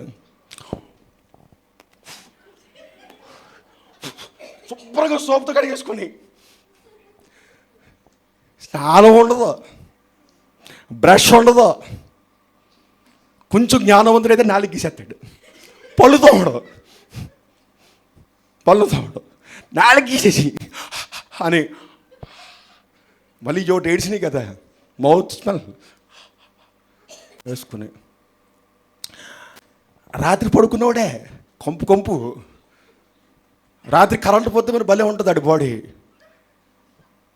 పొద్దున్నే లేచేసి మంచి చక్క బట్టలు వేసుకుని కొంతమంది వచ్చేసి కూర్చుంటారు, కొట్టుకుని వస్తారు. ఈ స్మెల్, ఈ క్లాత్ లోపల ఉన్నటువంటి బాడీ స్మెల్, ఈ క్లాత్ బయట ఉన్నటువంటి స్ప్రే స్మెల్ కలిసి వస్తుంది. మరి ఎయిర్ కండిషన్ హాల్లోనే, ఈ చల్లటి వాతావరణంలోనే ముక్కు పుట్టాలు అరిగిపోతూ ఉంటాయి. సిగ్గుండాలి కదా కొంచెం అన్నా. ఎక్కడికి వస్తున్నాం? రాజుని కలుసుకోవడానికి వస్తున్నాం. హల్లెలూయా. ఏసేపు ఊరికనే దీవించబడలేదు, ఒక రాజు దగ్గరికి వెళ్ళడానికే తను చాలా నీట్గా కొంతమంది వేసుకొస్తారండి బట్టలు, అవి ఉతుకుతాడో లేదో కూడా తెలియదు, అవి వేసుకొచ్చేస్తారు అంతే. ఎదురుగా కనిపించదు అనుకుంటే తొడిగేసుకోవడం వచ్చాడు. అది మంచిదా, అది చెడ్డదా, దాని స్మెల్ వస్తుందా, ఏంటా, ఏముండదు. కొంతమంది తల్ల కూడా దూకోరు, దువ్వులు పెట్టాలి ఏమో ఇక్కడ అనుకుంటాను కొన్నిసార్లు. వీళ్ళప్పుడు రామజీ వచ్చి అంటే ఆగరా బాబు అడు తల దూకోలేదు ఇంకా అంటాను. దేవుని కృప మీకు చెంగేసుకునే దేవుడు ఆ చక్కటి అవకాశాన్ని ఇచ్చాడు. తల దూకోపోయినా పర్లేదు, చెంగేసేస్తే చాలా మొత్తం కవరింగ్. లేచి నుంచుందాం ప్రార్థన చేసుకుందాం. ప్రతి ఆదివారం స్నానం చేసి మంచి బట్టలు వేసుకోదురుగాక. అబ్బా గట్టిగా చెప్పండి ఒకసారి. ఆమేన్. లేచి నుంచుందాం ప్రార్థన చేసుకుందాం. ఉదయకాల సమయంలో దేవుడు ఏమైనా నీతో మాట్లాడితే రెండు చేతుల పైకి చెబుదాం. ఒకసారి రెండు చేతుల పైకి చెబుదాం, ప్రభు వైపు చూద్దాం. ప్రభు ఈరోజు ఏమైనా మాట్లాడితే దేవునికి ఉగ్రత కలిగించేది ఏంటంటే శ్రద్ధ లేని వాడికి దేవుడికి ఇష్టం ఉండదు. దేవుని కోపమునకు గల కారణం ఏమిటయ్యా అంటే దేవుని ప్రజల ఎడల దేవుని కోపము. బైబిల్ అంతట్లో మనం చూస్తే ఎవరికైతే శ్రద్ధ లేదో, ఎవరికైతే మనస్ఫూర్తిగా దేవుణ్ణి వెంబడించలేకపోతున్నారో, ఎవరైతే దేవుడు అప్పగించిన పని ఎడల శ్రద్ధ కలిగి ఉండటం లేదో, బైబిల్లో మనం చూస్తే ఏరి పడేశాడు, వాళ్ళందరినీ కూడా తీసి పడేశాడు పక్కనికి. వారి ఎడల దేవునికి ఎన్ని ప్రణాళికలు ఉన్నా సరే ఆ ప్రణాళికల నుంచి వారి పక్కకు నెట్టేశాడు. దేవుడే పిలుచుకున్నాడు, దేవుడే అభిషేకించాడు, దేవుడే ప్రవక్తలను పంపించాడు. ఎవరికైతే శ్రద్ధ లేదో, ఎవరైతే దేవుని వైపు చూడకుండా మనుషుల వైపు చూసి మనుషుల యొక్క లాభము కొరకు, మనుషుల యొక్క ఘనత కొరకు వెళ్ళారో వాళ్ళందరినీ కూడా తీసి పక్కన పడేశాడు. దేవుని కోపమును గల కారణము దేవుని ఎడల శ్రద్ధ లేని జీవితము, దేవుని ఎదుట పరిశుద్ధత లేని జీవితము, దేవుని ఎదుట యథార్థత లేని జీవితము. నీ విశ్వాస జీవితంలో శ్రద్ధ ఉండాలి, దేవునికి ఇచ్చిన పనితనంలో శ్రద్ధ ఉండాలి. నీ యొక్క సెక్యులర్ లైఫ్, నీ వ్యక్తిగతమైన జీవితానికి సంబంధించిన ఉద్యోగము, వ్యాపారము, చదువు కంటే కూడా దేవుని పని ఎడల శ్రద్ధ కలిగిన రోజు నువ్వు ఎక్కలేని ఎత్తైన ఎత్తుకు నేను ఎక్కిస్తాడు. నీకు సమస్తమైనటువంటి లోకంలో ఉన్న సమస్తమైన ప్రజల ఎదుట నీ తల ఎత్తేటట్టుగా దేవుడు నిన్ను ఆశీర్వదిస్తాడు, దీవిస్తాడు. నువ్వు అడగక్కర్లేకుండా. దేవునికి ఎందుకు కోపం అంటే గల కారణం ఏమిటంటే శ్రద్ధ లేని క్రైస్తవ ఆత్మీయ జీవితాలు. ఉందా ఈరోజు దేవుడు నీకేమైతే ఇచ్చాడో దాని మీద శ్రద్ధ ఉందా? ప్రేయర్ వారియర్స్కి శ్రద్ధ ఉందా? సువార్థికులకి శ్రద్ధ ఉందా? గాయకులకి శ్రద్ధ ఉందా? మ్యూజిక్ ప్లేయర్స్కి శ్రద్ధ ఉందా? విశ్వాస జీవితంలో నీకు శ్రద్ధ ఉందా? ఆత్మీయ జీవితంలో నీకు శ్రద్ధ ఉందా? అయితే రాత్రి ఉదయకాల సమయంలో ప్రార్థన చేయ, ప్రభువా శ్రద్ధ కలిగిన ఆత్మీయ జీవితాన్ని నాకు దయచేయండి. ప్రార్థన చేస్తావా? ఒక నిమిషం నీకు టైం ఇస్తాను. ప్రార్థన చేయగలవా? నోరు తెరిచి ప్రార్థన చేయగలవా? ఉదయకాల సమయంలో సిగ్గు లేకుండా ప్రార్థన చేయగలవా? ఉదయకాల సమయంలో మొహమాటం లేకుండా ప్రార్థన చేస్తావా? ఉదయకాల సమయంలో నా నామం నిమిత్తం ఎవరైతే సిగ్గుపడతారో వారి గురించి నేను సిగ్గుపడతానన్నాడు. దేవునికి ప్రార్థన చేయడంలో సిగ్గుపడకుండా నువ్వు ప్రార్థన చేస్తావా? ఒక నిమిషం నీకు టైం ఇస్తాను. ప్రార్థన చేయగలవా? నోరు తెరిచి ప్రార్థన చేయగలవా? అయ్యా, నీ ఎడల శ్రద్ధ కలిగినటువంటి జీవితము, నీ మందిరం ఎడల శ్రద్ధ, నీ వాక్యం ఎడల శ్రద్ధ, ప్రభువా ఆత్మీయ జీవితంలో యథార్థత, పరిశుద్ధత, పవిత్రత కాపాడుకునే జీవితాలు మాకు దయచేయండి నాయన. యేసు నామములో ప్రార్థిస్తున్నాం తండ్రి, ఆమేన్. ప్రత్యేకమైన పాట పాడుతూ కానుకలు సమర్పించుకుందాం. ఈరోజు కొంచెం ఆలస్యమైంది, ఎవరు కూడా ఏమనుకోకండి.